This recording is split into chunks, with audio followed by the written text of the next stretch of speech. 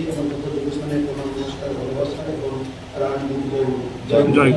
আর এর শুরুটি বলছি আর দিদি আজকে তার সংসারে সৎসঙ্গ দিয়েছেন তাদের প্রত্যেকের কাছে আমি আপনাদের কাছে একজন অনুরোধ করছি। আমরা এতদিন বলছি সৎসঙ্গ কেন করব, আজকে সৎসঙ্গ হলো সৎসঙ্গ কেন করবো না, কেন সৎসঙ্গ অসৎসঙ্গ মানে কেন করবো। ঠাকুর বলছে সৎসঙ্গে স্বর্গবাস আর অসৎসঙ্গে নরকবাস। আজকে যদি আমরা সৎসঙ্গ না করি, আজকে যদি বিচ্ছিন্ন হয়ে অসৎসঙ্গে করি, তাহলে আমাদের জীবনটা বিচ্ছিন্ন হয়ে যাবে। যেমন একটা গ্রহে সূর্যকে কেন্দ্র করে সমস্ত গ্রহরা প্রদক্ষিণ করছে, আজকে যদি তারা সেই সূর্যকে যদি ধরে না থাকতো, সূর্য যদি না হতো, তাহলে সেই গ্রহগুলো বিচ্ছুত হয়ে যেত। আজকে যদি আমরা সব গ্রহকে যদি না ধরতে থাকি, যাকে ধরে আমরা চলবো আমাদের চলনায় অসৎসঙ্গে যদি অসৎসঙ্গ হলে আমাদের জীবনটা ধ্বংসের দিকে যাবে, কারণ আমরা বিচ্যুত হয়ে যাবো ঘুম থেকে। আজকে যদি আমি বিচ্যুত হয়ে যাই, সত্যি নেমে চলনে চলতে পারবো না, আমার চলন বলন সমস্ত কিছু বিচ্যুত হবে, তাহলে আমরা সেই সুকেন্দ্রিক চলনের জন্যই কিন্তু আমরা গুরু, যে গুরু আমাদের সবাইকে পথ দেখান। ঠিক সেইভাবেই যে উদাহরণটা দিলাম, আমরা যখন প্রকৃতি থাকি সমস্ত সুন্দর করা যা আছে সুকেন্দ্রিক থেকে সুন্দর হবে। সুতরাং আমাদের চলনটা যদি সুকেন্দ্রিক হতে হয়, তাহলে আমাদের চলনটা সেরকমই হতে হবে, এমন এক জীবনে ধরে যাকে আদর্শ, যাকে ধরে আমরা সুকেন্দ্রিক চলনে চলতে পারবো। সেই কারণে ঠাকুর বলেছেন ঠিক এইটা করতে গিয়ে আমাদের দীক্ষার প্রয়োজন। দীক্ষাটা হচ্ছে সদ্গুরু দীক্ষা। সদ্গুরু দীক্ষা কেমন? কারণ তিনি সমস্ত বিষয়ের উপরে তার আধিপত্য আছে, সমস্ত বিষয় উনি জানেন। সেই কারণে যদি আমরা তাকে ধরে তার নিয়ম নীতি মতো চলতে পারি, তার যে বলা কথাগুলো যে নীতিগুলো চলতে পারি, তবেই আমরা সুকেন্দ্রিক হব, নচেত নয়। কারণ একটা মানুষকে দাঁড়াতে গেলে তার জীবনের যে গল্প যে গুরু, সেটাকে ঠিকভাবে ধরতে হয়। সৎসঙ্গে দাঁড়াই তাই ধর্ম, যার ধরে রেখে তার ধারণ করে সঠিক। সেই কারণে সেই সদ্গুরুকে ধরতে হয়। সেই সদ্গুরুকে ধরলে আমরা সঠিক দিশায় আমরা পৌঁছাতে পারবো, নচেত নয় আমরা বিচ্ছিন্ন হয়ে যাবো। সুতরাং আমাদেরকে বলে রাখবো যত সৎসঙ্গ শুধু এটাই, আজকে এটা থেকে বিচ্ছিন্ন হয় আমরা যে আমাদের যে গাইড সেটা চলতে পারবো না। সেই কারণে এটাকে মাথায় রাখতে হবে যে সঠিক গুরু। অনেকে বলে গুরু কেন আমাদের তো গুরু আছে, কোন গুরু আছে বলে, কিন্তু ঠাকুরের কথা হচ্ছে সদ্গুরু। অনেকেই আছে আজকে যারা কৃষ্ণমন্ত্র দীক্ষিত তারাও গুরু ধরে আছেন, কিন্তু গুরু যে তাকে যে দিয়েছে তার কাছে সে বংশ পরম্পরায় চলে আসছে। কিন্তু ঠাকুর না বলছে না, কৃষ্ণমন্ত্র যা যুগে যুগে ঠাকুর এসছেন পরিবর্তিত যুগে নাম নিয়ে এসছেন মানুষকে উদ্ধার করার জন্য। আজকে যারা গান গাইল তাদের গানের মধ্যে থেকে সেই কথা মনে রয়েছে, কিন্তু আমাদের লক্ষ্য থাকবে সেই কারণে কৃষ্ণমন্ত্রে যখন যারা দীক্ষা নিয়েছেন, এখন যারা সেই বংশ ইতিহাস চলছে, সেরকম কোনো বংশ পরম্পরা বলে কিছু নেই, যেটা এখনকার দিনে যে ঠাকুরগুলো বলে গেছেন।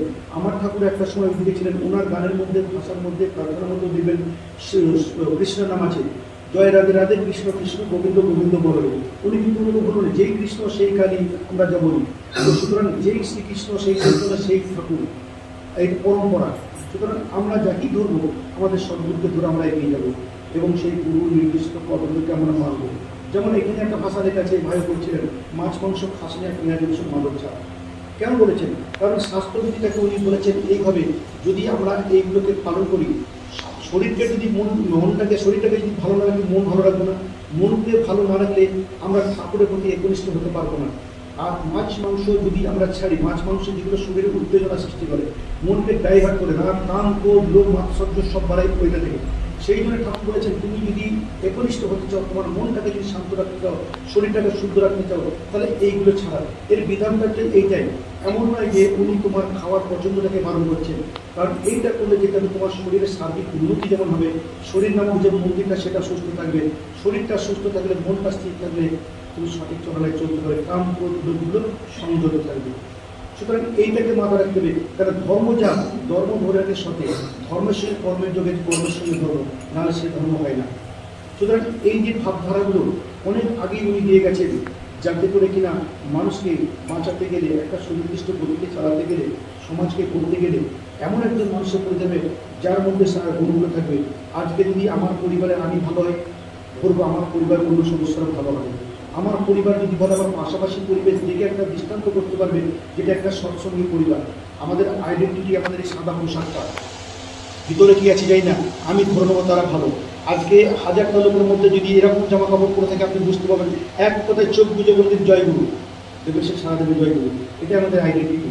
এত ভিড়ের মধ্যে লক্ষ লক্ষ মানুষের মধ্যে একজনকে পাবেন জয়গুরু। আমরা যারা দেওঘরে যাই তারা জানবেন, দেখবেন ট্রেনে যাচ্ছে, দেওঘরে যাচ্ছে, সব কিছু বুঝতে পারো না। যাই দেখবেন 5:45 হয়ে গেল, 5:56 হয়ে গেল, শুরু হয়ে গেল ট্রেনের মধ্যে জয়গুরু। তখন দেখবেন যারা লুকায়িত আছে ভাবছে ওখানে গিয়ে ইউনিফর্মটা পরে এখানে করেছি, সেও জয়গুরু। সেই শিয়ালের হুক্কা হওয়া ডাকের মতো একজন ডাকলে সবাই ডাকবে। ঠিক সন্ধ্যেবেলার যখন সময় হলো, সমস্ত সৎসঙ্গী প্রার্থীরা একসঙ্গে ডেকে উঠলো। আপনি, আমি, আমরা প্রতিবেশী যারা আছি, ট্রেনের যাত্রী যারা সবাই বুঝতে পারবেন এগুলো সৎসঙ্গী। কদিন আগেই বন্দে ভারতে যাচ্ছে, আমি এর আগেও ট্রেনে গেছি, অনেক ট্রেনে গেছি। ঠিক সন্ধ্যায় চুপচাপ আছি, কিছু নেই, প্রার্থনার মনে মনে হাত জোড়া করেছি, বলবো হঠাৎ করে শুরু হয়ে গেল জয়গুরু। জয়গুরু করতে করতে গোটা আমরাটাই দেখলাম হয়ে গেল। তার সঙ্গে যে নয় দীক্ষিত সেও হাত মেলালো, সেও শুরু মেলালো।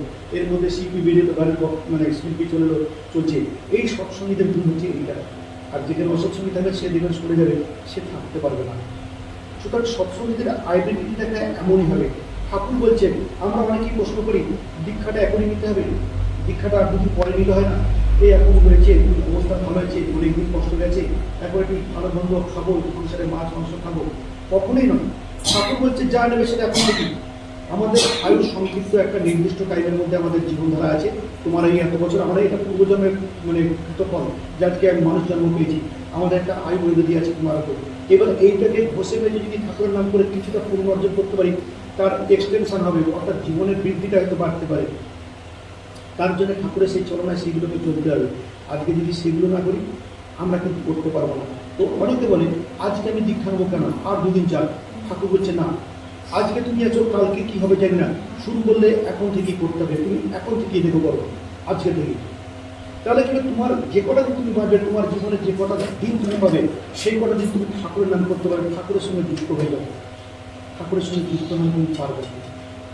আর সেই ঠাকুরের সঙ্গে যুক্ত হতে গেলে যে সূত্রে যেতে হবে আপনাকে, যে গ্রন্থিতে যেতে হবে। যদি একটা ফুলের মালা কাটি, মালার মধ্যে একটা সূত্র থাকে, সেই সূত্রটাই তার যন্ত্র, তার আদর্শ, যার ধর্ম, যাকে সেই ফুলগুলোকে গ্রন্থিগুলোকে ধরে রাখে, সেই সূত্র ধরে রাখুন। এটা সেই স্কুল কলেজের ছাত্ররা ঠাকুরের কাছে গেছে, ছাত্ররা গেছে, মা নিয়ে গেছে, দাদা এ দীক্ষা নিতে চায় না, মন করতে চায় না। ছাত্রটাকে বলছে ঠিক আছে, তোর মন চাইছে না তুই নিবি না, তোর যেদিন মন চাইবে তুই সেদিন নিবি। মাকে বলছে যে চাইছে না নেবে না, যেদিন মন চাইবে সেদিন নিবি। কিন্তু বুঝে দেয় যদি ওর মধ্যে পড়ে যাস হঠাৎ করে, মাকে বাবু করছে উঠতে পারছি না, কিন্তু একটা দড়ি থাকলে তো একটু উঠতে পারবি, একটা দড়ি থাকলে দড়িটা তো উঠতে পারবি। সেই দড়িটাই হচ্ছে আদর্শ ধর্ম, যা ধরে রাখার সাথে সে হচ্ছে গুরু। সেই গুরু কাছে সেই জিনিস যে তাহলে আমি সেইখানে ধরতে পারবো, আমি সেটা ধরে বাঁচতে পারবো। সেটাকে উদাহরণ দিল কেমন বলবো, যে তোমার ওই দড়িটাই হচ্ছে তোমার গুরু, যে তোমার গুরু কাপড় থেকে ধরতে পারবে। আমি খেতে মরছি, এত কিছু করছি, ঠাকুরকে আমাকে খাওয়াবে, হ্যাঁ ঠাকুর খাওয়াবে। একটা সেই মনে মনে এটাই ভাবছে, আমি যদি যাই ঠাকুরকে আমার খাওয়ার দায়িত্ব নেবে, নেবে খাবো। মরুভূমিতে কৃষ্ণাতে যাচ্ছে, যেতে তার কৃষ্ণা পেয়েছে, সে মনে মনে ভাবছে আমি এই তপ্ত বাড়িতে এই মানে সূর্যতাপে আমি যাচ্ছি, কোথাও যদি একটু জল পেতাম, আজকে নেই। কোথায় তুমি ঠাকুর, তুমি না বলেছিলে তুই দীক্ষা নে, তুই দীক্ষা নেবি, আমি কোথাও দেখবো। কিছু যাওয়ার পর একটা জায়গায় সব মরুভূমিতে একটা জায়গায় জলাশয় দেখলো, কিছু গাছগাছালি দেখলো, গাছে সেই জলে খেয়ে তৃপ্ত হয়ে গাছতলায় বসে ভাবছে, ঠাকুর তুমি তো বলেছিলে আমি তোমার দায়িত্ব নেবো, ভরণ দায়িত্ব নেবো, তাহলে আজ তুমি কোথায়? আমি তো একজন একটা পায়ের ছাপ দেখলাম বাড়িতে, তোমার ছাপ তো দেখলাম না। ওই জন্য মুখ যেটা দেখছি সেটা করেছি। তাহলে তার মনের মধ্যে কি, তার মধ্যে ধ্যান ধারণার ঠাকুর সম্বন্ধে ভক্তিমূলক যা কিছু ভক্তি যা আছে তার মধ্যে কখনো সেটা বজায় নেই। বুঝিয়ে দিল তুই যেটা দেখবি সেটা আমারই।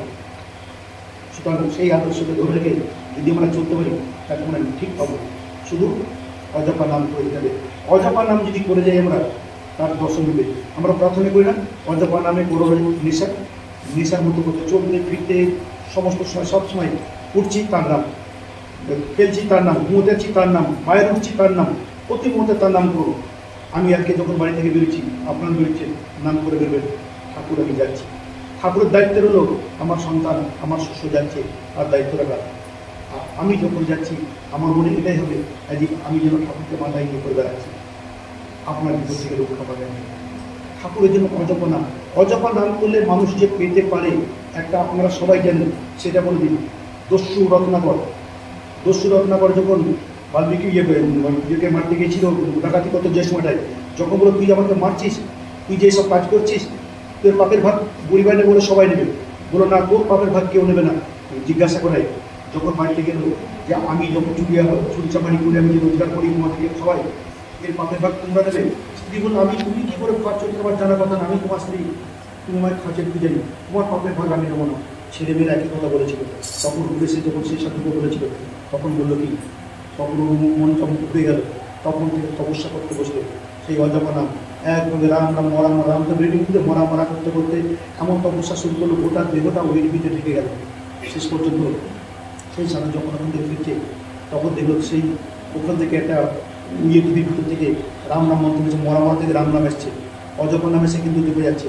তখন দেখলো সেই বাল্মীকিগুলি, মানে সেই রত্নাগত সুবাল্মীকি, এটা আমরা সবাই জানি। ঠিক এইরকমভাবেই আমরা যদি নিষ্ঠা করে সেই ঠাকুরকে নাম নিয়ে, আমার আদর্শকে নাম নিয়ে করে যাই, আপনি পাবেন। আমার গল্প দিয়ে একটা আমি বলে দেবো। এক ব্যক্তি, এক ভাই, সে গাছতলায় বেসে, একটা তেঁতুল গাছের তলায় সে বসে সে ঠাকুর ঠাকুর করে যাচ্ছে, মানে অজপনাম করে যাচ্ছে। করতে করতে তখন পরীক্ষা করার জন্য সেখান দিয়ে নারদ যাচ্ছে, বলছে ঠাকুর তুমি তো যাচ্ছ বৈকুণ্ঠে, তো তুমি আমার নারদকে বলো তো, আমি তো ওই কাছের নিচে বসে নাম করে যাচ্ছি, অনবরত নাম করে যাচ্ছি, আমি ঠাকুরকে কবে দেখতে পাবো? বললো ঠিক আছে বলবো। যথারীতি বৈকুণ্ঠে গিয়ে নারায়ণকে বলেছে যে এক ভক্ত এই গাছতলায় বসে আপনার নাম করে যাচ্ছে, তেঁতুল গাছের তলায় বসে নাম করেছে, আর আমাকে দেখে জিজ্ঞাসা করছে আমি কবে আমি ঠাকুরকে দেখা পাবো। সে তখন ঘুরে সে নারায়ণকে বলতি, নারায়ণ বলে দিল, যা ওকে গিয়ে বলবে ওই তেঁতুল গাছের যত পাতা আছে তত হাজার বছর পরে, যত পাতা আছে তত দিন পরে তারপরেও দেখতে পাবে। এই কথাটা সে যখনই বলেছে, সে আনন্দে আমি ঠাকুরকে দেখা পাবো, ঠাকুরকে দেখাবো, উদ্যাম নৃত্য শুরু করে দিয়েছে, আমি পাবো, আমি দেখা পাবো। এই যে বলে তার মনের মধ্যে যে আনন্দ, সে নাচতে লেগে গেছে, এত নৃত্য করছে, আমি ঠাকুরকে পাবো, ঠাকুরকে পাবো, তোমার দেখা পাবো করে। সেই অকুণ্ঠ ভালোবাসা, তার প্রেম, তার আবেগ দেখে শ্রীকৃষ্ণ থাকতে পারেনি। তখন উনি সঙ্গে সঙ্গে এলেন, এসে দেখা দিলেন, অবাক হয়ে গেলেন। নারদ তখন বলছে, প্রভু তোমার মনের মধ্যে যদি এই ইচ্ছা ছিল তবে কেন আমাকে বললে যে ওই তেঁতুল গাছে যতগুলো পাতা আছে তত হাজার বছর পরে পাবে? কি বলে জানেন উত্তরে? ও তো নাম করছে, কিন্তু এই যে নাম শুনে ওর যে ভক্তি, ওর যে এত উন্মাদ হয়ে গেছে নাম নিয়ে, অজপা নাম যে পড়ে যাচ্ছে, আমি পাবো, এই যে মনের আকুতি, মনের যে অন্তর থেকে যে বলে যাচ্ছে, আমি আর থাকতে পারলাম না, আমি ছুটে এলাম। তাহলে বুঝতে পারছেন, আমরা যদি দিনের পর দিন যদি সত্যিকারের নিষ্ঠা নিয়ে নিজের মন থেকে প্রাণ থেকে যদি তাকে ডাকতে পারি, আমরা পাবো। আমরা অনেকেই পাই, আমরা স্বীকার করি না করি, আমরা বুঝতে পারি বা না পড়ি, সে বুঝতে গেলেও একটা বোঝার মন চাই যে আমি কী পেলাম।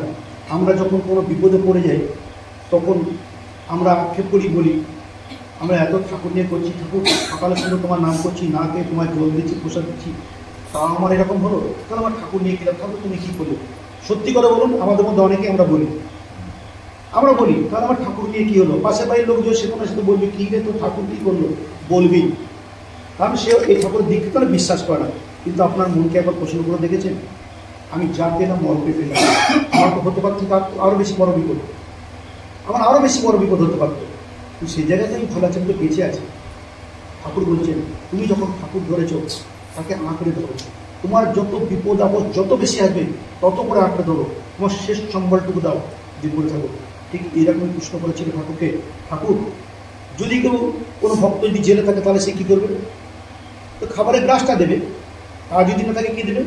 জলটা দেবে, জলও যদি না থাকে এক মুঠো বালি দিবি, তাও যদি না থাকে আর কি দেবে সে? তখন বলছে, ঈশ্বরের দেওয়া প্রকৃতির দেওয়া বাতাসটা তো রয়েছে, সেটা দিবি, তাও নেই, তুই কৃতাঞ্জলি কুটে তুই দুটো হাতে করে অঞ্জলি দিচ্ছি, সেরাম করে দিবি। এর থেকে সহজ পন্থা আর কী হতে পারে? এর থেকে সহজ পন্থা কী হতে পারে? যখন ওই পিণ্ডদান করেছিল সীতা, তো সে বালি দিয়ে দিয়েছে, বালির পিণ্ড দিয়েছিল, তার কাছে তো কিছু ছিল না, সেটাই দিয়েছে।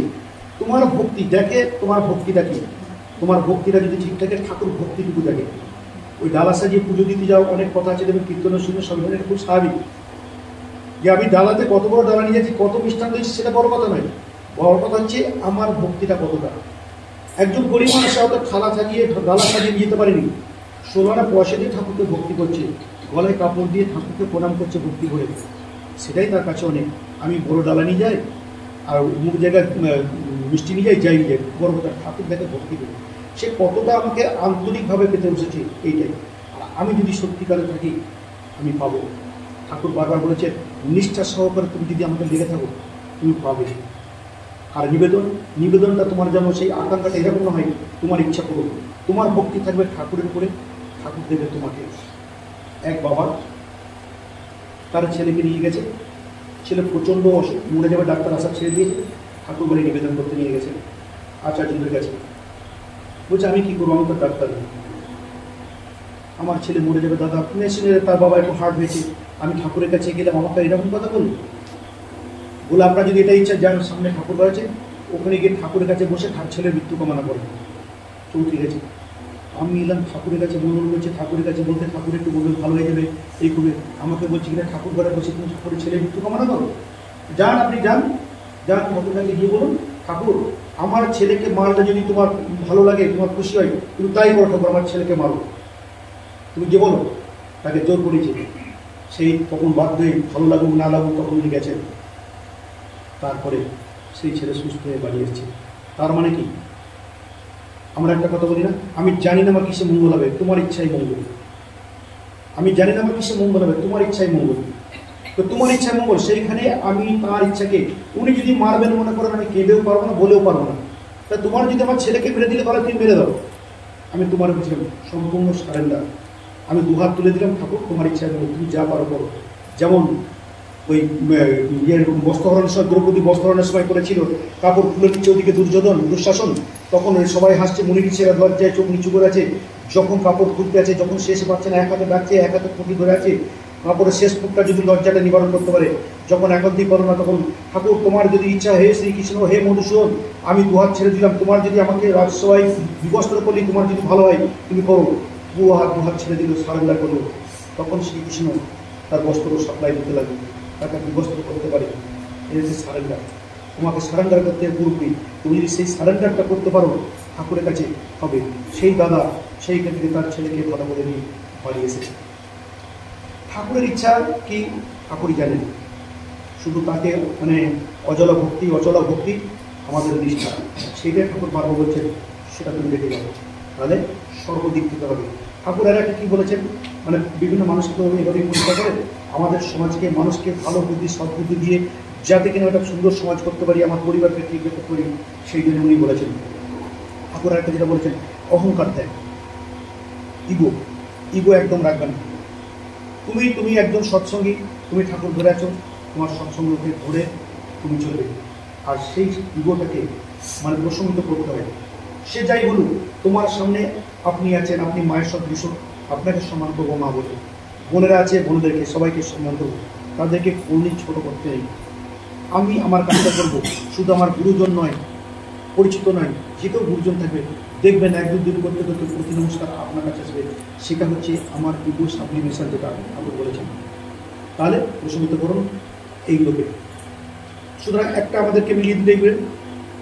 এবার ঠাকুরের কাছে চাওয়া পাওয়া, ঠাকুর তো বলেছেন তুমি চাইবার কিচ্ছু নয়, তুমি শুধু ঠাকুরের কাজ করে যাও, তুমি কোথা থেকে পাবে আমি জানি না, পাবে। তোমার চাওয়াটা যদি সম্পূর্ণ নয়, একটা কথা বলেছেন, একই সঙ্গে দুটো জিনিস চাইতে পালন করছে। ধরুন আপনার ছেলে বড় হয়েছে, আপনি বলছেন আমার ছেলেটা ডাক্তার হোক, বাবাও চাইছে ইঞ্জিনিয়ার হোক। আপনার মনে হচ্ছে ইঞ্জিনিয়ার হলেও খারাপ নয়, বর্তমানে ডাক্তার যে অবস্থা, ইঞ্জিনিয়ার হলে একটা ভালো কিছু করতে পারে।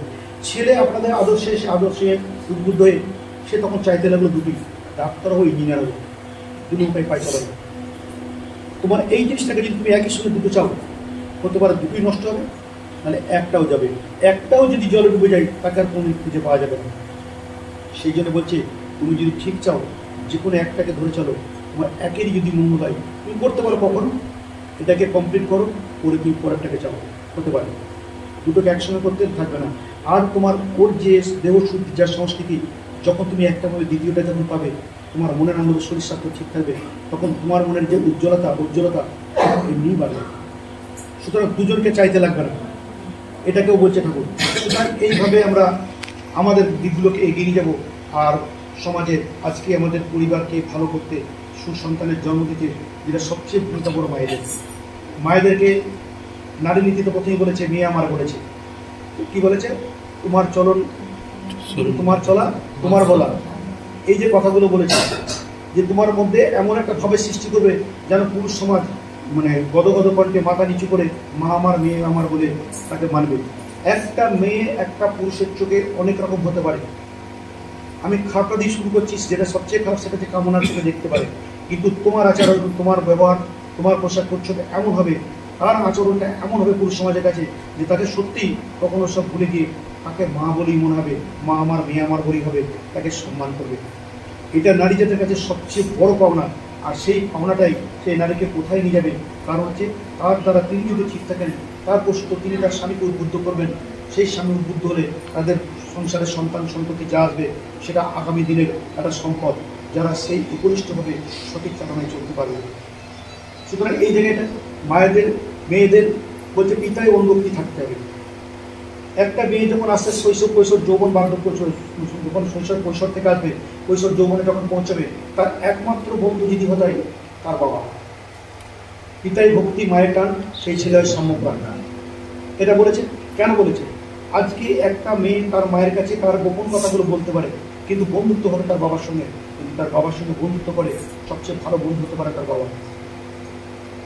তাহলে সেই বাবার কাছে তার কথা বাবাই অনুভূতির কথা বলেছে, তাহলে সেই মেয়েটা কোনদিন বিচ্যুত হবে না, সুকেন্দ্রিক থাকবে, সব থাকবে। আর আজকের দিনে মেলা খেলা পুজো প্যান্ডেলে যাওয়ার বিশাল ধুম পড়ে গেছে। ঠাকুর সেখানে আজকে থেকে ধরুন 1295 বাংলা, এত বছর আগে বলে গেছেন। তো সেইখানে তখন উনি বলে গেছেন, তা তুই 21 বছরের বয়সে এই সমস্ত বাড়িগুলো দেখা কোথায় যাবে, ঠাকুর যেতে কার সঙ্গে যাবে সেটাও বলে দিয়েছেন, যে তোমার চলনটাকে ঠিক রাখার জন্য, তোমার চরিত্রটাকে ঠিক রাখার জন্য, পারিপার্শ্বিক অবস্থাটাকে ঠিক রাখার জন্য তুমি যাবে তখনই তুমি তোমার ভাতৃস্থানীয় বন্ধুস্থানে যার সঙ্গে যাও, তোমার সঙ্গে বয়সের ডিফারেন্সটা যেন এতটা থাকে যেন তাকে তোমার কামনার জিনিস, উপযোগ্য জিনিস যেন মনে না হয়। যেখানে ধরুন 18 বছরের ডিফারেন্স বললো, তুমি বাবার সঙ্গে যাও ঠিক আছে, বন্ধুস্থানে ভাইয়ের সঙ্গে এমন লোকের সঙ্গে যাবে, বিশেষত বন্ধু বা বন্ধুর সঙ্গে বারণ করছে ভাইয়ের সঙ্গে, আর যাদের সঙ্গে যাবে তাদের বয়সের ডিফারেন্সটা এত হয়। আর এটাও বলেছে তাদের বিবাহ প্রসঙ্গ বলেছে, একটা মেয়ের বিবাহ যখন হবে কেমন ছেলের সঙ্গে হবে? ওই লোকটার বিয়ে হলে তার ছেলে যদি প্রায় 18 বছর বয়স হয়, সেরকম বয়সের লোকের সঙ্গে বিয়ে করা উচিত। তার মানে আমরা কি বলছি, আমরা এখন প্রায় সমান সমান, কোনো ক্ষেত্রে চাকরিজীবী মেয়ে হলে ছেলের থেকে মেয়ে বড় অসুবিধা, চাকরি তো করে, সুতরাং দিয়ে দিচ্ছি। কখনো না, সমবয়সী তো নয়, এবং বয়সের ডিফারেন্সটা অন্তত 18 বছর থাকা উচিত। কারণ আমি যে বয়সে বিয়ে করলে আমার ছেলে যদি 18 বছর বয়স হয়, সেরকম একটা ডিফারেন্স রাখতে বলেছিলাম। তাহলে কি হবে? তাহলে সেই মেয়েটা তার স্বামীর প্রতি ভক্তি হবে, শ্রদ্ধা হবে, সম্মান আসবে।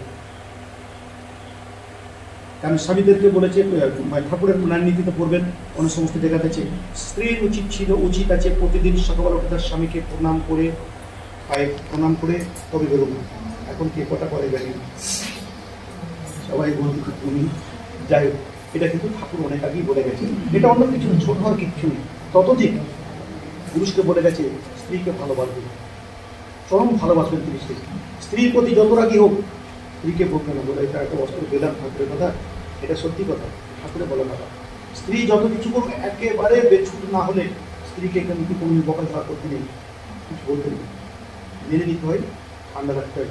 কেন সংসারের স্ত্রী হচ্ছে সব। সুতরাং স্ত্রীকে ভালোবাসতে হয়। ততদিন স্ত্রীকে যদি আমি ভালোবাসি, আমার স্ত্রী আমাকে ভালোবাসবে, এটা খুব স্বাভাবিক। আর এটা যদি হয়, তাহলে আমার সংসারে আমার দেখা দেখি আমাদের পুত্র সন্তান যে পরিবারে থাকবে, তারা যথেষ্ট মা বাবার আদর্শে মানুষ হয়ে তারাও ভালোবাসা পাবে, তারাও ভালোবাসতে শিখবে। আজকে যদি মা বাবার সামনে আমি যদি একটা খারাপ কথা না বলি, আমার ছেলে এটাই শিখে আসবে। কিন্তু আমি যদি তাদের সামনে ছোট করি, দুর্ব্যবহার করি, খারাপ কথা বলি, সেটা দেখে দেখে আমার ছেলেরা শিখবে। কেন তারা খুব অনুকরণ প্রিয় হয়, আজকে তারাও শিখবে। সেই জন্যে সেই সন্তানটা যে আসবে, তার জন্যে আমাকে, আমার স্ত্রীকে, মানে বাড়ির মাদেরকে ঠিক থাকতে হবে। আজকে আমরা মেলা খেলায়, ট্রেনে, বাসে, স্কুল কলেজে সব জায়গায় যাই, আমাদের মেয়েরা যখন বড় হয়ে যাচ্ছে, আমার এখন আধুনিকতার সময় পোশাকের বেশি খুব গুরুত্ব দিয়েছি। আমাকে অন্য কিছু নাই, আমাকে পোশাকটা পরলে অন্যের চোখে আমি কতটা ভালো লাগবে, আমাকে কতটা ভালো চলবে সেটা। ঠাকুর এখানে একটা জায়গায় কথা বলেছে, তুমি এমন পোশাক পরবে না যেটা পুরুষের চোখে তোমার উপর কামের উদ্যোগ হয়। আর যদি তোমাকে সেই মানুষ ফুটে টাকা থাকায়, তাহলে তোমাকে বুঝতে হবে এই পড়ার মধ্যে কোনো গরজ আছে। একদমই কথা বলি, গলতি আছে কিছু, নাহলে একটা পুরো যেতে তো তোমার দিকে ফিরে দ্বিতীয়বার তাকাবে না। নিচে খুঁজে দেখো তোমার শরীরের বস্ত্রের কোনো জায়গায় পরনের কোনো গলতি আছে, সেটাকে ঠিক করো। তার মানে ঠাকুর কী বলতে চাইলো, এটা কাউকে ছোট করা নয়, অবহেলা নয়, একটা মানুষকে সঠিক চলনে চলতে গেলে যেটুকু দরকার উনি সেটুকুই বলেছেন, সেটুকুই উনি বলেছেন যে তুমি এই চলনায় চলো, তাহলে কিনা তোমাকে দেখে মানুষের একটা ভক্তি আসবে। তো বললাম ভক্তি গদগদ করতে অপদমস্তকে তোমার বলে মা আমার মেয়ে আমার বলে পরিচয় দেবে। এখন সেই জিনিসটা উঠে যাচ্ছে।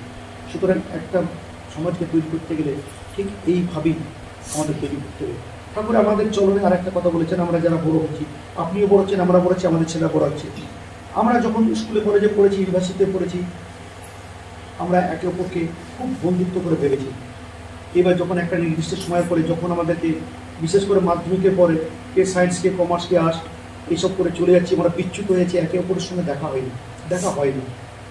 দেখা হলো প্রতিষ্ঠিত হওয়ার পরে দীর্ঘদিন পরে আমাদের মধ্যে আবার দেখা হলো। সেই দেখা হয়ে কী কথা হচ্ছে জানেন? তখন আমরা কি ভালো ছিলাম বলতে, কি বদমাইশি করেছি বলতে, স্কুলের পেছনে আম গাছ ছিল, আম পেড়ে খেয়েছি, এই করেছি, ওর গাছে এই করেছি, এই গাছে এই করেছি। আর ওই স্যার বল দেখিনি কি গম্ভীর ছিল, এই স্যারকে বিপদ বল দেখিনি বলি না, ওই স্যার খুব ভালো ছিল, এই স্যার ইয়ে ছিল, অমুক স্যার ভীষণ মারতো, পড়া না করলে বলতো। এই যে দিনগুলো, পুরো দিনগুলো ফিরে আসছে, সেটা স্বাভাবিক সাধারণ ব্যাপার। সেই দিনটা আজ ফিরে এসেছে। এই জন্যে বলছে এই মাঝখানের বিচ্যুতি, আজকের সেই কমন ইন্টারেস্ট, এইটা আমাদের ডিভাইড করে দিচ্ছে মাঝখানের পরে। আমরা যদি সেই চলনায় আজকে নিজেদেরকে চলতে পারি, তাহলে ওর সঙ্গে আমার সম্পর্ক সংযুক্তটা ঠিক থাকবে, নয় কি? এটার উপর জোর দিয়েছে, বলছে না তাহলে আমাদের সেই পুরোনো দিনের কথাটা বলতে পারছি, তাহলে আজকে যদি আমি সেই পুরোনো কথায় ফিরে যেতে পারি, আজকে দিনে কি না অমুক সাহেবের ছিল, এই করেছিল, এইগুলো মাঝখানে বছরগুলো আমাদের চলে গেছে। আর এইটা করবে তখনই এটা হয়ে যায়, জেনারেল হয়ে যায়। কিন্তু আপনি যদি গুরু ধরেন, দ্বিতীয় কোনো কথা নেই, সে গুরুই হবে আপনার একমাত্র ভালোবাসার জিনিস। যাকে নিয়ে আপনি সবসময় বলবেন সেটাই থাকবে। আর ওই পিছনে যেগুলো হয়ে গেছে স্কুল কলেজ লাইফ, পুরোনো দিনে ফিরে আসে এক মিলে, সেটা থাকবে না। আমরা যদি সঠিক গুরুদের দিক থেকে হয়, ঠিক চলনে চলি, আমাদের এই গুরুটাই একমাত্র আলোচনার বিষয় হবে। আমরা আজকে এখানে যেমন এসেছি, সবাই কিন্তু একটাই আমাদের কথা, ঠাকুর নিয়ে চলা। তাহলে সেই জন্যে ঠাকুর ধরা প্রয়োজনটা এখানে আছে। অভিন দাদা বলেছেন যে ঠাকুরকে ভালোবাসতে হবে। ঠাকুরকে ভালোবাসলে আমরা যে দয়ালকে ভালোবাসছি, আজকে সেই দয়ালকে ভালোবাসি আমরা সত্যবাদ। দয়ালকে যে যিনি দিচ্ছেন তিনি হচ্ছে আচার্য। দয়ালটাকে আমরা যাকে ভালোবাসি, সেই ঠাকুরকে, সেই দয়ালকে আমি যদি তাকে চিনতে পারি, তাকে ধরে রাখি, তাকে যিনি চিনিয়ে দেবেন সেই দয়ালকে বলছে, একে ভালোবাসলে ওই মেকি ভালোবাসার কোনো দাম নেই। মেকি ভালোবাসার কোনো দাম, ভালো যদি বাসলে একজনকে বাসো, সে তোমার ঠাকুর হবে, তোমার ইষ্ট হবে। তাকে বাসলে সব কিছু পাওয়া যায়। আর তাকে চিনিয়ে দেওয়ার জন্য যিনি আছেন তিনি হচ্ছেন আচার্য, সেই আমাদের আচার্য।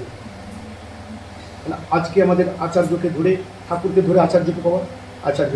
এবার আচার্য এখন ইদানিং শুনেছেন, দেখবেন ডিপ ওয়ার্কের কাজ খুব চলছে। অভিনন্দন বলেছেন, ওই আচার্যদের বলে দিচ্ছেন আমাদের মধ্যে 3.5 কোটি দীক্ষা দিতে হবে, 3.5 কোটি। যার জন্যে কলকাতায় কী হচ্ছে, কী ধামটা, অমরধাম। অমরধামে কদিন আগে অভিনন্দন এসেছিলেন, এসে ওখানে আজকে গোটা দেশের যুব সমাজ, স্কুল কলেজে পড়া ছাত্রছাত্রীদের নিয়ে একটা বিশাল গিয়ে চলেছে, এখন মানে যোগ্য চলছে কি না আমাদের দীক্ষা বাড়াতে, বাড়িতে বাড়িতে গিয়ে ডিপি ওয়ার্ক করতে হবে। ডিপি ওয়ার্ক সম্বন্ধে বলেছে ঠাকুর একটা জায়গায়, ডিপি ওয়ার্ক কেউ যদি স্বেচ্ছায় ঠাকুরের কাজ করতে আসে, তাকে কখনো প্রলোভন দেখিও না, তোমার এটা হবে, ওইটা হবে, এটা করে দেবো, এটা কোনদিন করবে না। সে যদি স্বেচ্ছায় আসে, তাকে একটাই কথা বলবে, এখানে কাজ করতে গেলে তুই কিছু পাবে না, পাবে জ্বালা, যন্ত্রণা, কষ্ট, দুঃখ, এইসব অত্যাচার, এইসব হয়েও যদি সহ্য করে থাকতে পারো, তবে তুমি থাকবে, হবে শান্তি, তুমি দেবে শান্তি, স্বস্তি সবাইকে। কিন্তু কাজ খুব দুর্বল, এটাকে ধরে রাখতে হবে। আবার এটাও বলেছেন, আজকে যারা আমাদের 5 বছর আগে 10 বছর আগে দীক্ষিত ছিল, এখন বিচ্যুত হয়ে গেছে অনেকটা। কেন বিচ্যুত হয়েছে? আমাদের এরকম একটা পরিস্থিতিতে, মানে ভৌগোলিক অবস্থানে যারা আমাদের দাদারা রয়েছেন, এনে স্কুল টিচার, ওনার সংসার, ওনার যোগাযোগ করতে পারেনি, হয়তো যেমন করা উচিত করতে পারেনি। আর যারা ঋত্বিক দাদা আছেন হয়তো করতে পারেনি। কিন্তু আমরা একজন সৎসঙ্গী হয়ে আমি আরেকটা সৎসঙ্গীর খোঁজ নিইনি, তিনি কেমন আছেন, বা আমার সৎসঙ্গী ভাই বোনটা কেমন আছে, ওনার দুর্দশা কী চলছে, আমরা কিন্তু একবারও দেখিনি। যেটা ঠাকুর বলছেন, তুমি সৎসঙ্গী হিসেবে আমাকে দেখবে, এটাই তোমার কাজ। তিনি কেমন আছেন, কেমন আছো, তোমার সংসার কেমন চলছে, বাড়ির সবাই ভালো আছে তো, এটা সৎসঙ্গীদের কাজ। আমার পরিচিত জনকে জানা যে তারা কেমন আছে, কীভাবে চলছে। একটা মানুষ, আমাদের এতগুলো মানুষের মধ্যে একটা দিদি যদি কোনো কারণে বিচ্যুত হয়ে যায়, চলতে না পারে পারিবারিক কারণে, আমরা সৎসঙ্গীদের উচিত তাকে গিয়ে দেখে তাকে চালনা করা, যাতে করে কিনা সেই জায়গা থেকে উঠে আসতে পারে। এটা আমাদের কিন্তু দায়িত্বের মধ্যে পড়ে। আজকে ডিপিআর করতে গেলে যদি আমরা তাকে না পাই, তাকে দলে টানতে ভুগতে হবে। আচার্যদেব একটা রাখালের উদাহরণ দিয়ে বলেছেন, গরু রাখাল দেখেছিস? গরুর রাখাল কিন্তু লাঠি নিয়ে দলের পিছনে থাকে, একটা গরু বিচ্ছুত হয়ে চলে যায়, ফাঁকি দেখুন। ছোটবেলায় গরু চালানোর অভ্যাসও আছে, জানি। একটা বদমাইশ থেকে গ্রামে ঢুকলি পুকুর পাড়ে পালিয়ে যাচ্ছে, 5 পাক ঘুরে তবে আসে, মাঠে নিয়ে গেলে দেবেন এই দল এক দিয়ে খাচ্ছে, ও চলে গিয়ে ও দলে চলে গেছে বা ওখানে পড়ছে, ওই জায়গায় ছুটি আনতে গিয়ে এই দল তখন দেবে ওদিকে চলে গেছে। বলছে আজকে সৎসঙ্গীরা যদি বিচ্যুত হয়ে যায়, তোমার ভূমিকা হবে সেই রকমই, পিছনে গরুর বাগানের মতো হাতে লাগিয়ে সেইটাকে ঘুরিয়ে দলে নিয়ে আসা। তার মানে ওই যে বিচ্যুতিটা ছিল, সে বিচ্যুতটাকে বিচ্যুতি বা মানে বিচ্যুত রাখলে হবে না, তাকে দলে নিয়ে এসে দলভুক্ত করে ওই গরুর পালের মতো তাকে ঢুকিয়ে গরু পালক। ওই জন্য একটা উদাহরণের কথা বলেছেন। আমাদের সৎসঙ্গীর দলে তাকে ফিরিয়ে আনার দায়িত্ব আমাদেরই। যাজন করতে গেলে, ডিপিওয়ার করতে গেলে এটাও তাকে বুঝতে হবে, আমাদের সৎসঙ্গীদের কাজ হচ্ছে সে বিচ্যুততা লোক থেকে তাকে দলভুক্ত করা, সে ভূমিকাও তোমাকে নিতে হবে। কত ভালো সমাধান! আজকে আমরা কিভাবে চলবো, কেমন চলবো, তার প্রতিটি সমাধান তার কাছে উনি রেখেছেন। সেই শিক্ষায় শিক্ষিত করছেন, যাতে কিনা আমরা তাকে ঠিক চলনায় চলতে পারি। ঠাকুর বাবাই একজনেরা বলেছেন, এখন আচার্যদেব বলেছেন, আমরা মন্দিরে যাই। আমি যখন এখান থেকে ফিরছি, যাচ্ছি, আপনি যাচ্ছেন, মন্দিরটা দেখে আবার এসে নমস্কার করে বললেন, যা ঠাকুর যাচ্ছি স্মরণ করো বললেন। আপনি ভাবছেন হ্যাঁ ঠাকুর আছে, আপনার মন তখন আপনাকে বোঝাচ্ছে হ্যাঁ ঠাকুর এখানে আছে, এখানে ঠাকুর বিদ্যমান, ঠাকুর আছেন, ঠাকুরের উপস্থিতি বোঝা দেবে। আপনি যখন এখান থেকে বাড়ি চলে গেলেন, বাড়ি থেকে ওটা ভুলে গেলেন, বা বাড়িতে গিয়েও আপনার মনে হলো ঠাকুর আছে, কিন্তু তারপরে কিন্তু আপনি ভুলে গেলেন যে আমার এখানে ঠাকুর আছে। তাহলে এই যে মনের বিকৃতি, মনে সেটা আপনাকে তার অস্তিত্বটাকে বুঝতে দিচ্ছে না যে এখানে ঠাকুর আছে। এটা মানুষের স্বাভাবিক ক্রিয়া, সেটা বলতে না। তুমি খাচ্ছ, ঠাকুর আছে, তুমি শুচ্ছ, ঠাকুরকে নিয়ে, খাচ্ছ ঠাকুরকে নিয়ে, বেড়াতে যাচ্ছ ঠাকুরকে নিয়ে, সব সময় ঠাকুর ঠাকুর ঠাকুর, আমার সঙ্গে ঠাকুর আছেন। তাহলে তার উপস্থিতিটা আপনি বুঝতে পারবেন। কারণ আমি এখানে দেখে গেছি, বাড়ি থেকে বেরিয়ে গেলাম আর ভুলে গেলাম, এটা নয়। আমার চলো ঠাকুর আছে, আমি এখান থেকে যাচ্ছি, ঠাকুর করছি, ঠাকুর তোমার ভাষায় আমি যাচ্ছি, ঠাকুর আছে, খেলাম আছে, ঠাকুর নমস্কার করে ঠাকুর শুতে যাচ্ছি, ঠাকুর আমার কাছে শুনছে, এটা মন। এইভাবে ভাবলে দেখবেন ঠাকুর আপনার সঙ্গে আছে। ঠাকুর এইভাবেও প্রশ্ন করেছে। আর ঠাকুর পুজো, ঠাকুর বাড়িতে ঠাকুর হয়েও তারাও কিন্তু আমাদের মতো এরকম নয় যে ঠাকুর পরিবার মানে আমাদের কাছে সব ঠাকুর পুজো করে না, তারা সমস্ত ঠাকুর পুজো করে। ঠাকুর নিজেই বলছে, আমার বাড়িতে যেমন দুর্গা পুজো হয়, ঘরে শিবলি মানে এইটি বলে কত থেকে শিলা শিলা, আমার ঘরে যেখানে বেদ ভবন সেখানেও আছে। তাহলে আমি তো ঠাকুর, তাহলে আমি তো না চাইতে পারতাম, কিন্তু আমার ঘরেও সেগুলো রয়েছে, আমরা তারও পুজো করি। সুতরাং সবাইকে নিচ্ছি তাই, আমি মানব রূপ নিয়েছি ঈশ্বরের, আমারও তো দেবতা আছে, আমারও তো কাম্য আছে। সুতরাং এইগুলো, সুতরাং বিচ্যুত কাউকে করেনি। একটাই কথা, সবাইকে নিয়ে চলতে হবে, কারণ ঠাকুর নিজেই সেটা বলছে। ঠিক আছে, আর কি বলবো, অনেক কথা চলছে এইভাবে। আপনারা ভালো রাখবেন, প্রত্যেকের কাছে শুধু একটাই কথা, শুধু সকালে সন্ধ্যে ইষ্টবৃত্তিটা ঠিক করবেন, চেষ্টা করবেন ইষ্টবৃত্তি করার। কিচ্ছু নেই, আপনি উঠে পয়সা নেই, খুচরা নেই, কিছু নেই, যা কিছু একটু দিয়ে করুন। আর এই নামযজ্ঞে যতটা পারবেন সহযোগিতা করবেন। আর একটা কথা শেষে বলে, কিছুদিন আগে আমাদের এখানে দুজনে ডিগ্রি আসছে না, ডিগ্রিপুরে মন্দিরে উদ্বোধন করতে, ন্যাচারি খবরটা এখান থেকে গেছে, আমিও আছি, মন্দিরে সবাই আছে, খোঁজ ঠিকই পান, আমি বলবো না আমার কাছ থেকে পেয়েছি, আমি নিন্দা করে না করো। তো উনি বড় আশা নিয়ে এসেছিলেন, আচার্যদেবের উৎসাহে আচার্য পাঠিয়েছিলেন যে ওইরকম একটা প্রত্যন্ত জায়গায় আমাদের যে মানুষগুলো বিচ্যুত হয়ে গেছে, পড়ে আছে, তাদের জন্য কিছু করা। অন্তত সকালে সন্ধ্যে যার যেমন সময় হবে বাড়িতে প্রার্থনা করা, ঠিক আছে একবার আসুন না, একবার করে যাবেন। সকালে তো বাড়িতে প্রার্থনা করছিলেন, এটুকু মাথায় রাখবেন। কালকে আমি সৎসঙ্গে তো পরশু দিনে সেটাও আমি বলেছি, অন্তত আপনারা যাবেন। আর সবাইকে পরিশেষে সেটাই বলবো, প্রত্যেকে যে যার নিয়ম আদর্শ সময় মতো ঠাকুরের কথা বলবেন, গাইবেন, অপরকে আমাদের সৎসঙ্গীদের খেয়াল রাখবেন, খোঁজখবর নেবেন, কে কেমন আছে, জয়গুরু করবেন, এতে দেখা হবে। এটাই। আর সবাই ভালো থাকবেন, সুখে থাকবেন, শান্তিতে থাকবেন। আজকের এই যারা সৎসঙ্গ দিয়েছে দিদি, তার পরিবারের সার্বিক উন্নতি, সুস্বাস্থ্য, অর্থনৈতিক উন্নতি সব কিছু কামনা করছি। আর আজকে এখানে যারা আপনার আছে প্রত্যেকের শারীরিক, মানসিক, সাংসারিক উন্নতি, শান্তি, স্বস্তি সহায়তা করি ঠাকুরের চরণে এই নিবেদন করছি। আজকে এই কথা বলে সবাইকে জয়গুরু জানিয়ে আমার এই সৎসঙ্গ বক্তব্য শেষ। সবাই ভালো থাকবেন, জয় গুরু।